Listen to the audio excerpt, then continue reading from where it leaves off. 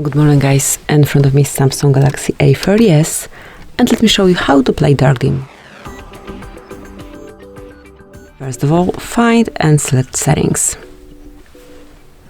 Then locate display, and once a light mode is active, all you have to do to apply dark dim is to mark dark. And that's it. Right after you click it is applied.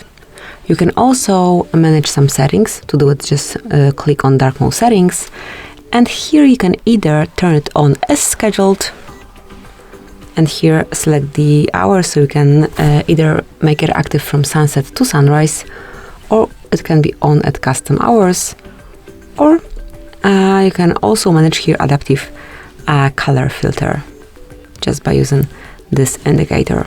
So that is all. Thank you for watching. Please subscribe our channel and leave the thumbs up.